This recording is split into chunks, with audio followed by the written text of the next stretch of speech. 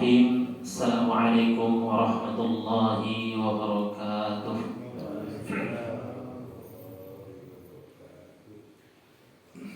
Innal hamdalillah nahmaduhu wa nasta'inuhu wa nastaghfiruh wa na'udzu billahi min shururi anfusina wa sayyiati a'malina.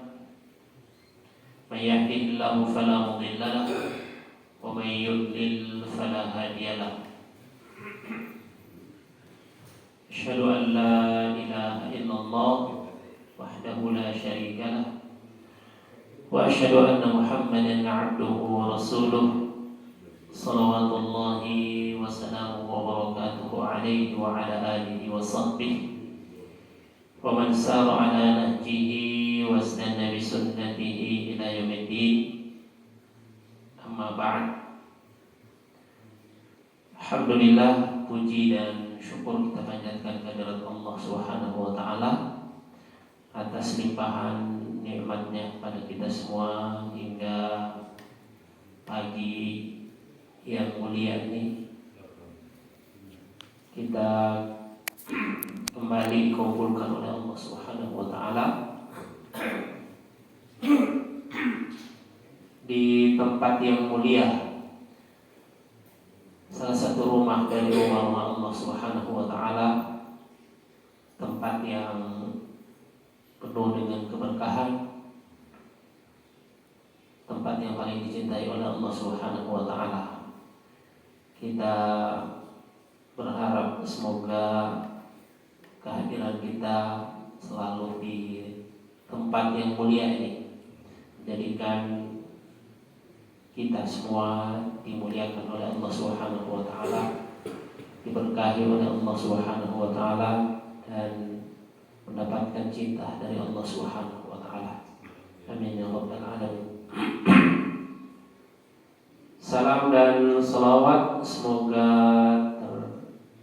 tersampaikan selalu kepada junjungan kita Nabiullah Muhammad sallallahu alaihi wasallam, pada keluarga, sahabat, serta umatnya yang senantiasa mengikuti ajaran dan sunnahnya. Jamaah subuh yang dimuliakan oleh Allah Subhanahu wa taala, kembali kita melanjutkan pembacaan hadis dari kitab Al-Adabul Mufrad yang disusun oleh Al-Imam Al-Bukhari rahimahullahu ta'ala. Pada pertemuan yang lalu kita sampai pada hadis yang ke-13 ya. Hadis yang ke-13. Kita bacakan hadis yang ke-14. Hadis yang ke-14 ini sebenarnya hampir sama dengan hadis yang ke-12 ya. Tapi kita bacakan saja untuk menyempurnakan bacaan kita terhadap kitab yang mulia ini. Al-Imam Al-Bukhari rahimahullahu ta'ala mengatakan, haddatsana Abdurrahman ibnu Syu'bah qala akhbarani ibnu Abi Fudail qala haddatsani Musa an Abi Hazim anna Aba Murrah maula Ummi Hani ibnati Abi Talib akhbarahu annahu rakiba ma'a Abi Hurairah. Jadi hadis ini sumbernya dari seorang yang suatu hari menemani Abu Hurairah radhiyallahu anhu, sahabat yang mulia. Kata dia, beliau suatu ketika berkendara bersama Abu Hurairah radhiyallahu anhu ila ardihi, ke tempat tinggal atau tempat kelahirannya. Bil aqiq, namanya aqiq. Fa idza dakhala ardahu, ketika beliau masuk ke daerah tersebut, saha bi'a'la sautihi, Abu Hurairah bersuara atau memanggil dengan suara yang besar. Dia mengatakan, alaikissalam warahmatullahi wabarakatuh. Padamu keselamatan, rahmat Allah dan berkahnya untukmu. Ya ummata, wahai ibuku. Ya. Jadi dari jauh sudah memanggil ibunya dengan salam. Taqulu alaikassalam warahmatullahi wabarakatuh. Kemudian ibunya menjawab, dan padamu keselamatan, begitupun rahmat dan berkahnya untukmu. Yaqulu rahimakillahu rabbaitani saghiran. Abu Hurairah menyampaikan kepada ibunya, semoga Allah merahmatimu sebagaimana engkau telah mendidik aku di waktu kecil. Fataqulu, maka ibunya menjawab, ya bunayya wa anta fajazaakallahu khairan. Wahai anakku, begitupun denganmu, semoga Allah membalas padamu dengan kebaikan. Wa radiya anka, dan semoga Allah meridhoimu. Kama barartani kabira, sebagaimana engkau berbuat baik padaku saat engkau telah menjadi besar. Qala Musa, seorang rawi hadis ini mengatakan, kana ismu Abi Hurairah, nama Abu Hurairah itu adalah Abdullah bin Amr. Abdullah bin Amr. Jadi nama Abu Hurairah aslinya adalah Abdullah bin Amr. Hadis ini sama maknanya dengan hadis yang ke-12 yang pernah kita sampaikan, yang merupakan kebiasaan Abu Hurairah radhiyallahu anhu ketika ingin bekerja, berangkat dari rumahnya, ingin melakukan sesuatu, maka beliau senantiasa datang kepada ibunya untuk minta izin. Padahal tempatnya agak jauh, ya. Jadi bukan satu rumah, bukan di samping rumah, ya. Tapi tempatnya agak jauh, ya. Rumah Abu Hurairah dengan rumah ibunya. Tapi kebiasaan beliau yang merupakan sebuah contoh bagi kita, bagaimana beliau sangat-sangat baik kepada ibunya. Setiap akan berangkat bekerja atau akan melakukan sesuatu, beliau senantiasa datang ke ibunya, menyampaikan salam dan kemudian meminta izin untuk berangkat. Begitupun hari ini, ya, beliau ketika masuk, bahkan ketika masuk daerah tempat ibunya tinggal, beliau sudah memanggil ibunya dengan ucapan salam, dan kemudian ibunya menjawab, beliau kemudian mendoakan ibunya pun mendoakannya. Itulah hubungan yang sangat-sangat erat, ya, sangat-sangat dekat antara Abu Hurairah radhiyallahu anhu dengan ibunya. Ini contoh yang luar biasa dari sahabat yang mulia. Kita lanjut saja dengan hadis yang berikutnya. Al-Imam Al-Bukhari kemudian menyebutkan bab yang baru, beliau memberi judul dengan bab huquqil walidain, bab durhaka terhadap kedua orang tua. Bab ini sebenarnya juga Imam Al-Bukhari menyebutkannya dalam Sahih Bukhari, ya. Tapi dengan kalimat yang lebih lengkap, ya.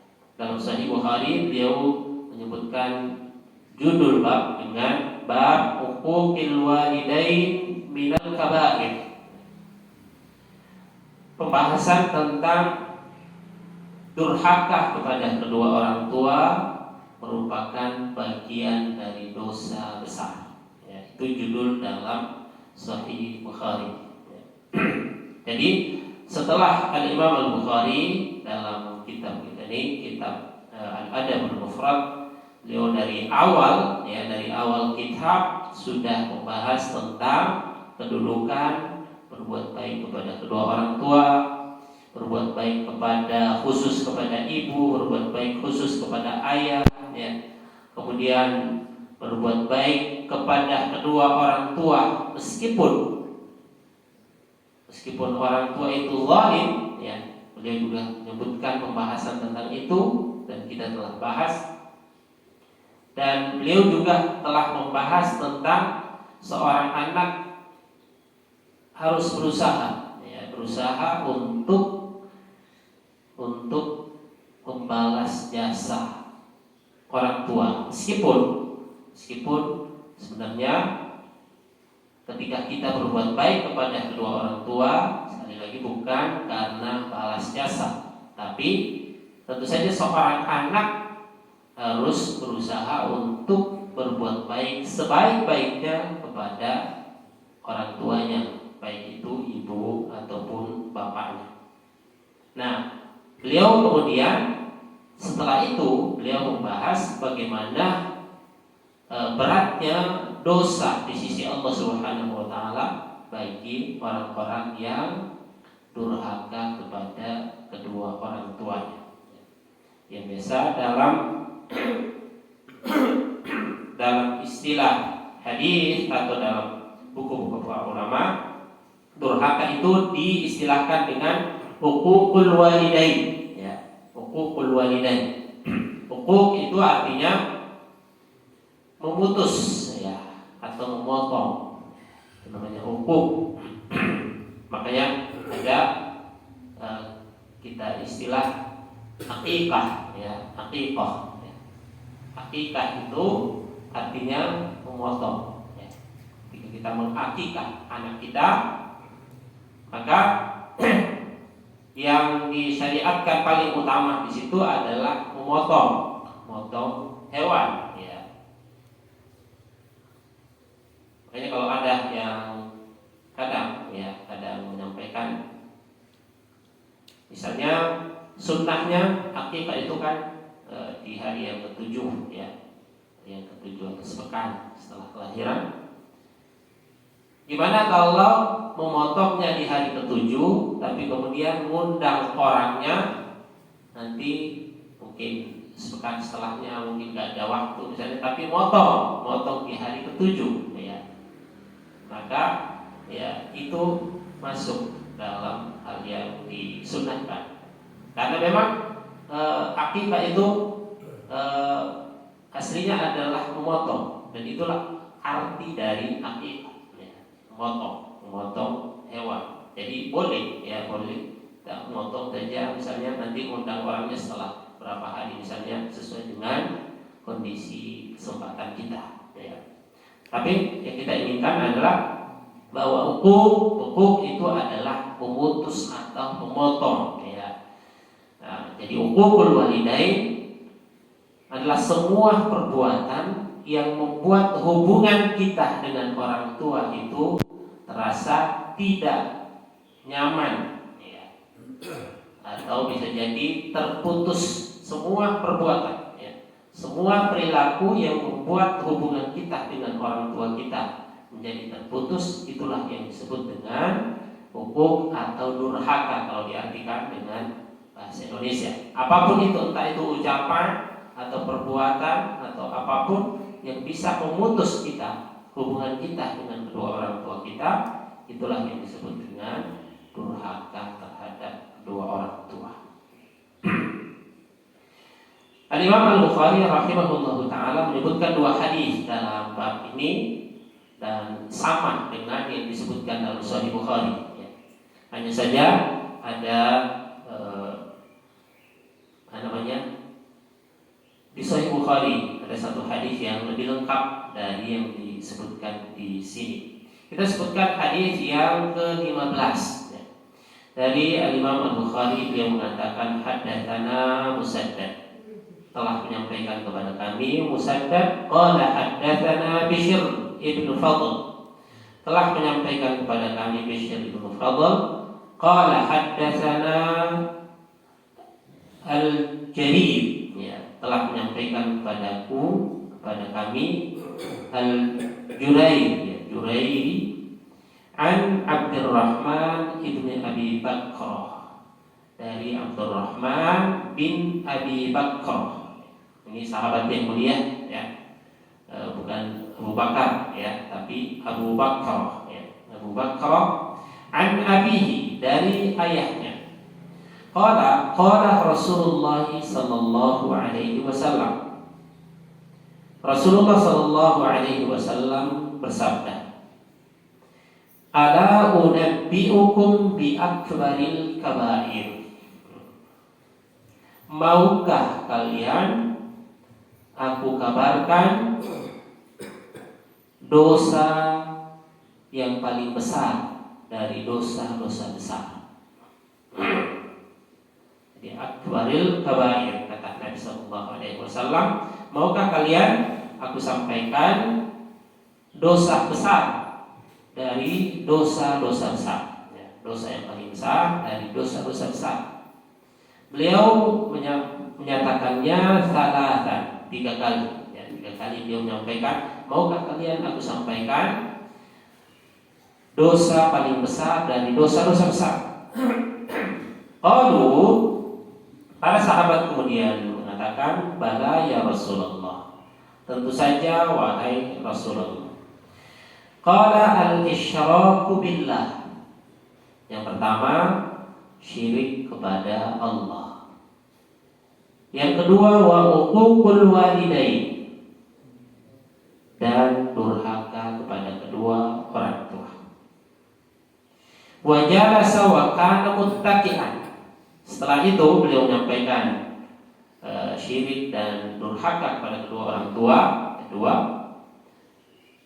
beliau yang sebelumnya sandar, kemudian duduk, memperbaiki duduk beliau. Lalu kemudian mengatakan ala wa qauluz zur, ketahuilah wa qauluz zur, dan perkataan dusta, persaksian palsu. Jadi itu 3 dosa besar. Yang pertama syirik kepada Allah, yang kedua durhaka kepada kedua orang tua, dan yang ketiga adalah persaksian palsu. Mazala yukarriruha, Nabi sallallahu alaihi wasallam senantiasa mengulang perkataan ini, ada wa qauluz zur, yaitu persaksian palsu. Beliau mengulang-ulang itu hatta qultu, sampai kata yang meriwayatkan hadis ini dari sahabat yang mulia, dia mengatakan, saya sampai mengatakan di dalam hati, laitahu sakat, seandainya Nabi diam saja. Artinya setelah mengulang-ulang itu, diulang lagi, para sahabat kemudian mengatakan seandainya beliau sudah cukup menyampaikan itu dan beliau diam. Jamaah yang dimuliakan oleh Allah Subhanahu wa taala, ada beberapa poin yang ingin kita sampaikan dari hadis ini. Yang pertama, ketika beliau mengatakan ala unabbiukum bi akbaril kabair, maukah kalian, aku sampaikan dosa besar dari dosa-dosa besar.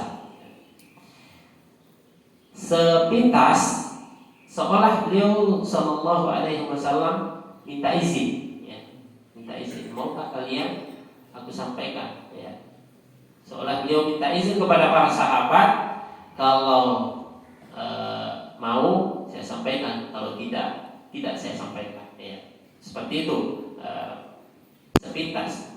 Tapi sebenarnya para ulama menyebutkan bahwa makna ala unabbiukum bi akbaril kabair, maukah kalian, itu bukan untuk minta izin, itu bukan untuk minta izin. Itu adalah cara Nabi Shallallahu Alaihi Wasallam untuk menarik perhatian para sahabat sebelum menyampaikan sesuatu.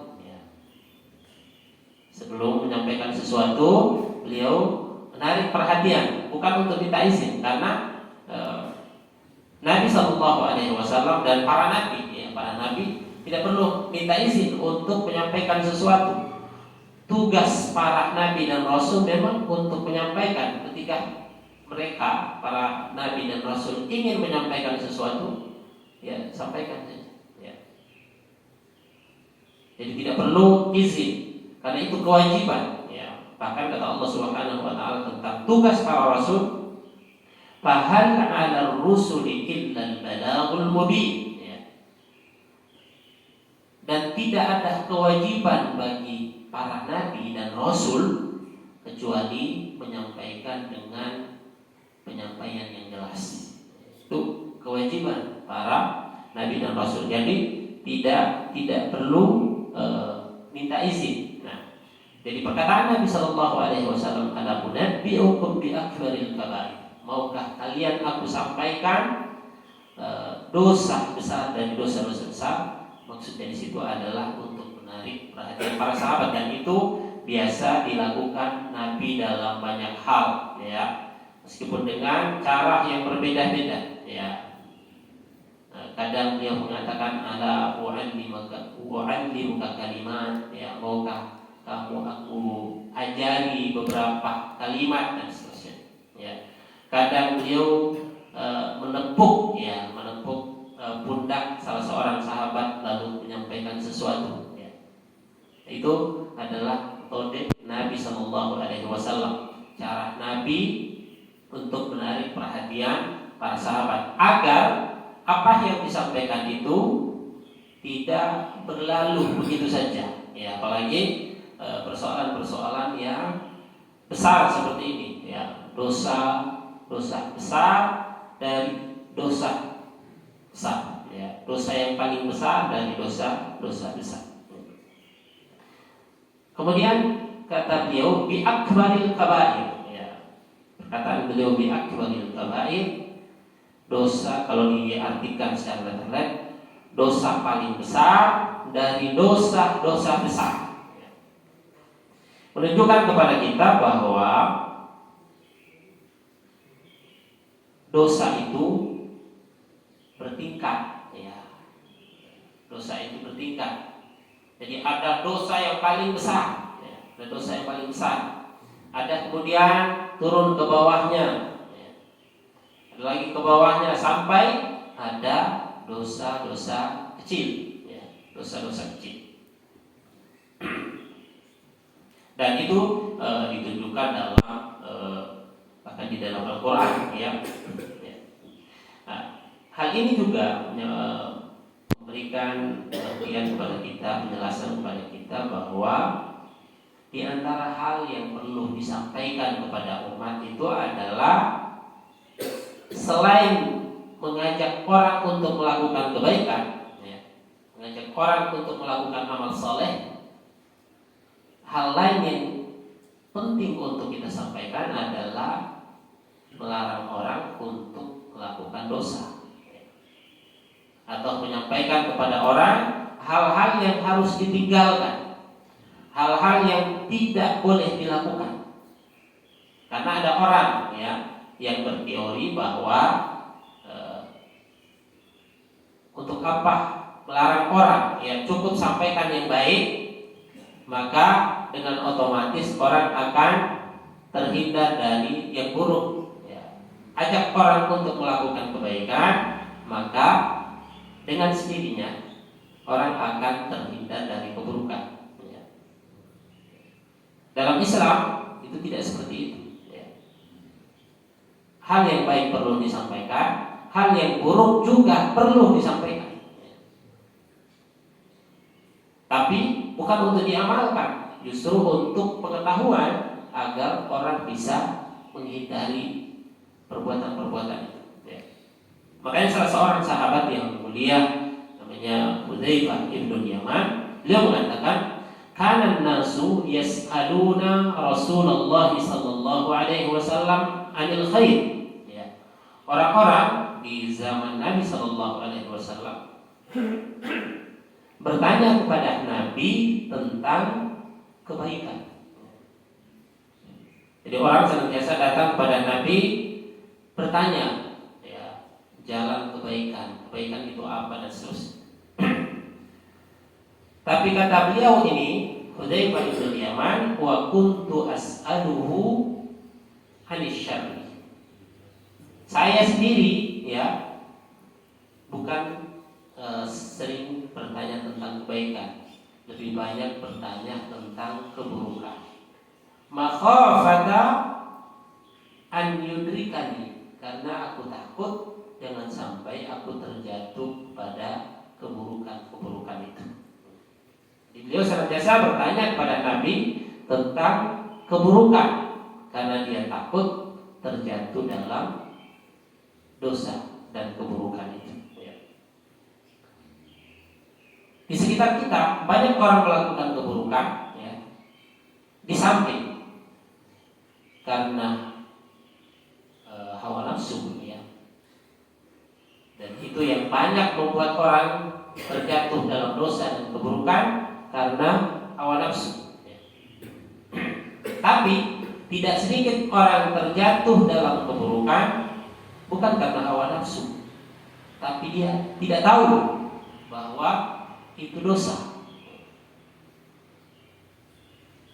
atau karena sudah menyebarnya sebuah dosa dan keburukan sehingga orang tidak lagi merasa bahwa itu dosa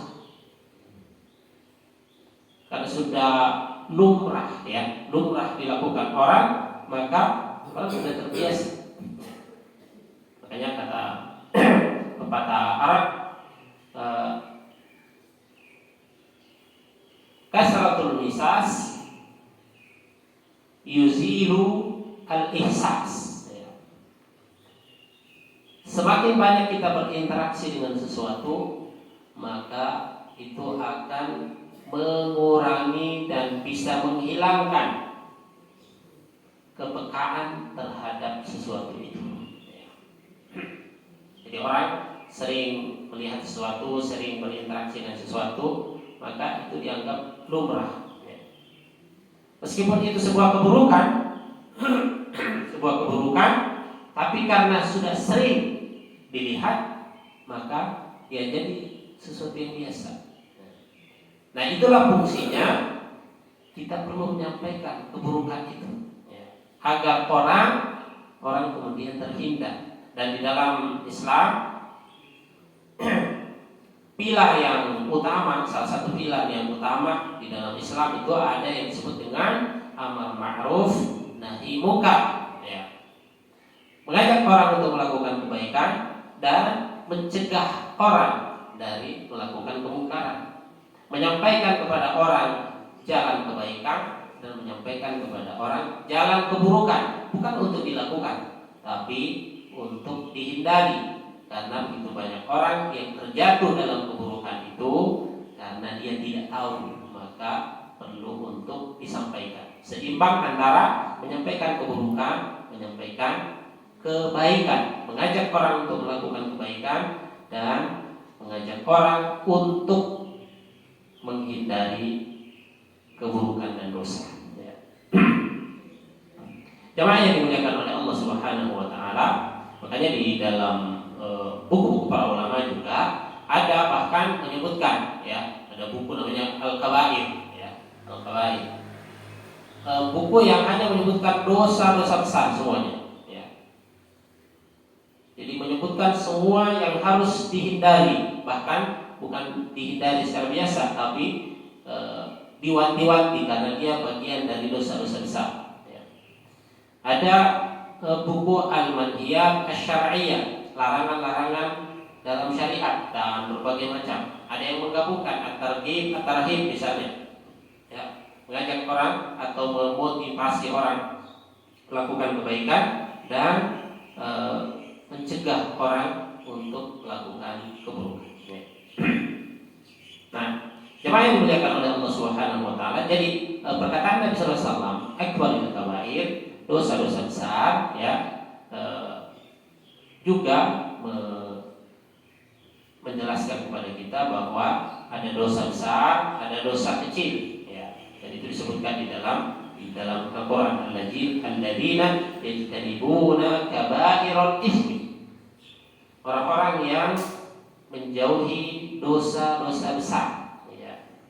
Wal fawahish, dan perbuatan-perbuatan keji, illal lama, kecuali dosa-dosa kecil yang sulit untuk dihindari, ya.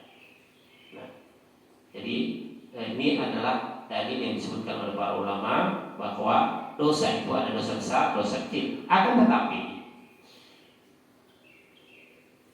para ulama mengingatkan bahwa adanya disebutkan dosa besar, dosa kecil bukan untuk meremehkan dosa, ya. Jangan sampai orang kemudian mengatakan itu kan bukan dosa besar, ya nggak apa-apa lah dilakukan, bukan itu, ya. Para ulama dengan ilmiah menyampaikan ada dosa kecil, ada dosa besar, itu bukan untuk meremehkan dosa, tapi itu perlu disampaikan untuk menjelaskan bagaimana orang bersikap terhadap dosa, karena tentu sikap kita terhadap orang yang melakukan dosa besar akan berbeda dengan sikap kita terhadap orang yang melakukan dosa kecil, ya. Apalagi para hakim misalnya yang akan menghukum, menetapkan hukuman terhadap seseorang, tentu tidak akan pernah sama antara orang yang melakukan dosa besar dengan orang yang melakukan pelanggaran kecil, ya. Jadi sikap itu yang perlu dibedakan. Tapi sekali lagi bukan untuk meremehkan dosa, karena pada hakikatnya kata para ulama dosa kecil itu tidak ada ketika itu dilakukan terus-menerus. Bukankah kata para ulama, bukankah gunung itu terdiri dari batu-batu kecil, ya, terdiri dari batu-batu kecil, ya. Jadi dosa itu bisa membesar ketika dibiarkan begitu saja tanpa taubat kepada Allah Subhanahu wa taala, dilakukan terus-menerus tapi tidak pernah bertaubat. Jemaah yang dimuliakan oleh Allah Subhanahu wa taala, lalu Nabi ini mengucapkannya 3 kali sampai pertanyaan seperti itu diucapkan 3 kali. Para sahabat dengan siap mengatakan qalu bala ya Rasulullah, tentu saja mau wahai Rasulullah. Dan itulah para sahabat ketika diajak untuk melakukan kebaikan, mereka siap untuk melakukannya. Lalu Nabi mengatakan qala al-isyraqu billah, syirik kepada Allah. Ini sepakat para ulama bahwa dosa yang paling besar, ya, dosa yang paling besar itu adalah syirik kepada Allah. Tidak ada lagi dosa di atasnya syirik, ya. Bahkan satu-satunya dosa yang ketika orang meninggal dalam keadaan melakukan dosa itu, ya, itu tidak akan pernah diampuni selamanya, ya. Itu disepakati oleh para ulama, ya, yaitu syirik kepada Allah. Makanya Allah Subhanahu wa taala berfirman, "Innallaha la yaghfiru an yushraka bihi wa yaghfiru ma duna dzalika liman yasha." Allah tidak akan mengampuni dosa syirik. Maksudnya tidak akan mengampuni kalau orang meninggal dalam keadaan syirik. Tapi kalau orang bertaubat selama masih ada di dunia, insya Allah tetap terbuka. Ya, sebagaimana dulu para sahabat juga, ya, sebelum datangnya Islam mereka melakukan kesyirikan, tapi setelah itu mereka memeluk Islam, bertaubat dari kesyirikan mereka. Tapi ketika orang meninggal dalam keadaan syirik, maka tidak ada ampunan baginya. Satu-satunya dosa yang ditetapkan sebagai dosa yang tidak akan pernah diampuni. Ya. Yang menjadi perbedaan para ulama adalah dosa besar setelah dosa kesyirikan apa? Ya. Sebagian hadis menyebutkan salah satunya ini adalah uququl walidain, ya, durhaka kepada kedua orang tua. Itu dosa paling besar setelah kesyirikan kepada Allah Subhanahu wa taala. Ya. Bahkan kata Nabi sallallahu alaihi wasallam, la yadkhulul jannata 'aqul. Ya. Tidak akan masuk surga orang yang durhaka pada kedua orang tuanya. Ya. Jadi ini dosa terbesar kedua dalam sebagian hadis, ya, termasuk dalam hadis ini. Ya. Dosa terbesar kedua adalah durhaka kepada kedua orang tua.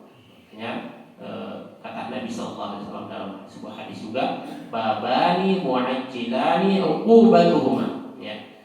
Dua pintu dosa yang hukumannya itu akan dipercepat di dunia. Jadi ada dosa yang pasti orang akan mendapatkan hukuman di dunia sebelum di akhirat. Ya. Kata beliau, dua dosa itu adalah satu, al-baghi, ya, kezaliman terhadap orang lain. Ya. Kezaliman terhadap orang lain itu akan didapatkan di dunia dengan cara Allah Subhanahu wa taala. Jadi kalau ada orang zalim kepada orang lain, itu pasti akan dibalas di dunia. Seperti apa yang Allah inginkan bentuknya kita nggak tahu, ya. Tapi kata Nabi pasti dibalas di dunia. Ya. Itu bagi orang yang melakukan kezaliman kepada. Yang kedua adalah al-huquq. Ya. Durhaka kepada kedua orang tua itu akan didapatkan hukumannya di dunia. Setiap orang yang durhaka itu pasti, ya, dengan cara Allah Subhanahu wa taala. Makanya ya banyaklah dalam masyarakat kita lihat orang-orang yang durhaka terhadap kedua orang tuanya, dia pasti akan dapat, ya, pasti akan dapat hukuman itu di dunia sebelum nanti di akhirat. Nah, ini menunjukkan bahwa dua dosa ini, ya, kezaliman dan durhaka kepada kedua orang tua, itu juga adalah bagian dari dosa besar. Ya, dosa besar. Jemaah yang dimuliakan oleh Allah Subhanahu wa taala. Yang berapa ini? Sudah syuruk ya? Belum. Ya. 5 menit. Baik. Nah, kemudian Nabi SAW setelah menyebutkan kesyirikan kepada Allah, durhaka kepada kedua orang tua, yang beliau awalnya sadar, kemudian beliau memperbaiki duduknya dan mengatakan dosa besar yang ketiga itu adalah berkata dusta atau bersaksi palsu. Ya. Kata para ulama, ini menunjukkan gestur Nabi, ya, bahasa tubuh dari Nabi menunjukkan bahwa hendaknya orang perhatian terhadap yang ketiga ini, ya. Yang ketiga ini. Kalau syirik kepada Allah, mungkin orang sudah banyak yang tahu bahwa itu memang dosa besar. Durhaka kepada kedua orang tua itu juga orang sudah tahu dosa besar. Banyak orang sudah tahu, ya. Meskipun banyak orang yang melakukannya, tapi sudah diketahui banyak Nah, yang tidak banyak orang tahu bahwa itu dosa besar adalah bersaksi palsu. Ya. Orang menganggap lumrah berkata dusta itu menyampaikan sesuatu yang tidak sebenarnya. Orang biasanya lumrah saja. Ya. Makanya Nabi Shallallahu Alaihi Wasallam ingin menegaskan poin yang ketiga ini, bahwa ini juga adalah bagian dari dosa besar. Makanya yang sebelumnya bersandar kemudian duduk, bahkan mengulang-ulang penyampaiannya itu, bahwa perhatiannya terhadap berkata dusta itu adalah bagian dari dosa-dosa besar yang harus dihindari oleh setiap orang muslim. Ya. Nah, jemaah yang dimuliakan oleh Allah Subhanahu Wa Taala, inilah apa yang disampaikan oleh Nabi Shallallahu Alaihi Wasallam. Lalu para sahabat yang menyaksikan, mendengarkan Nabi Shallallahu Alaihi Wasallam menyampaikan itu, mengulang-ulang dan seterusnya, kata para sahabat, seandainya beliau sudah mencukupkan itu dan diam. Ya.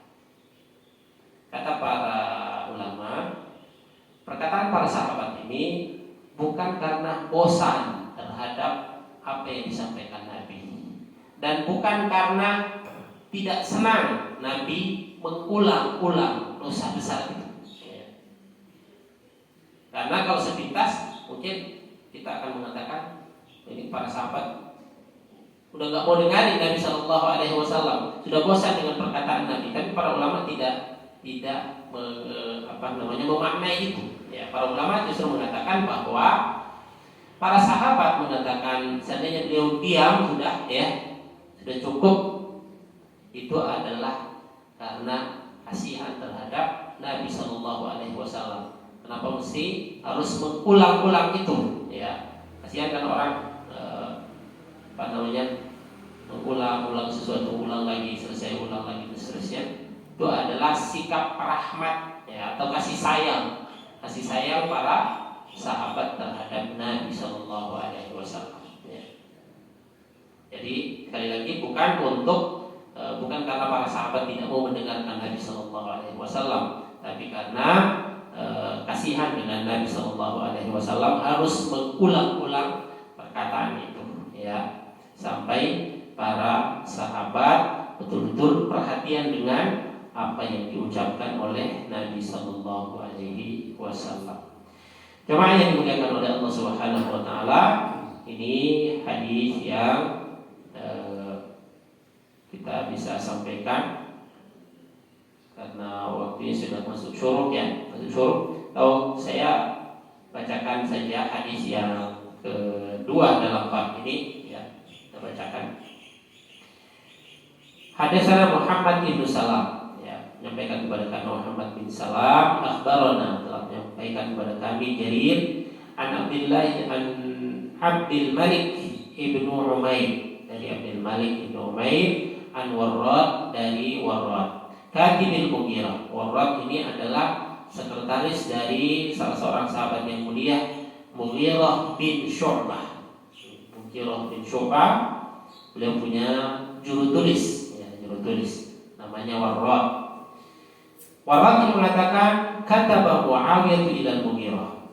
Muawiyah mengirim surat kepada Mughirah bin Syu'bah. Muawiyah salah seorang khalifah, pemimpin, ya, ketika itu, dan mengirim surat kepada Mughirah bin Syu'bah.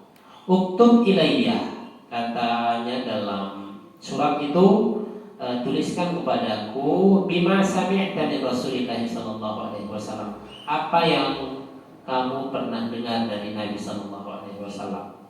Ini luar biasa, ya, semangat mengirim surat hanya untuk meminta dituliskan hadis, ya, dituliskan hadis dari Nabi sallallahu alaihi wasallam.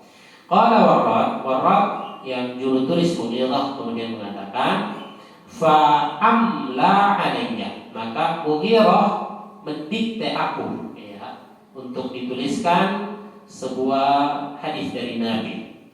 Wa katabtu bi yadai, kata Warrad, aku menulis dengan tanganku, ila inni sami'tuhu yanha. Kata Mughirah kepada Muawiyah dalam surat itu, inni sami'tuhu, saya pernah mendengar Nabi sallallahu alaihi wasallam yanha an kathratis su'al, melarang untuk banyak bertanya, wa idha'atil mal, dan menghambur-hamburkan harta, wa an qila wa qal, dan perkataan qila wa qal, katanya dan seterusnya. Ya. Ini yang disebutkan oleh Imam Al-Bukhari. Secara kalau kita lihat hadis ini dalam bab huququl walidain, durhaka kepada kedua orang tua, ternyata dalam hadis ini tidak menyebutkan durhaka kepada kedua orang tua. Ya. Yang disebutkan di sini adalah larangan banyak bertanya, larangan menghambur-hamburkan harta, larangan berkata yang tidak jelas, ila waqal. Ya. Nah, maka perlu kita sampaikan bahwa hadis ini sebenarnya ada yang tidak lengkap. Ya. Wallahu a'lam maksud Al-Imam Al-Bukhari kenapa beliau menulisnya dengan tidak lengkap. Ya. Padahal di Sahih Bukhari itu dituliskan dengan lengkap. Ya. Tuliskan dengan lengkap. Beliau dalam Sahih Bukhari menulis dengan lengkap dosa-dosa besar. Ya, dosa-dosa besar. Kata beliau, innallaha harrama 'alaikum uquqal ummahat. Sungguhnya Allah mengharamkan untuk durhaka kepada orang tua. Wa wa'dal banat, membunuh anak perempuan, ya, yang dilakukan oleh orang-orang jahiliyah dahulu, membunuh anak-anak perempuan mereka. Wa man'an wahad, yaitu orang yang tidak suka memberi tapi suka meminta. Ya. Wa kariha lakum qila wa qal, dan Allah juga membenci orang yang suka mengatakan perkataan yang tidak jelas, qila wa qal, ya. Wa kasratus su'al, banyak bertanya, dan idha'atul mal, dan menghambur-hamburkan harta. Ini hadis yang lebih lengkap disebutkan oleh Imam Al-Bukhari dalam Sahih Bukhari. Dosa-dosa besar, ya.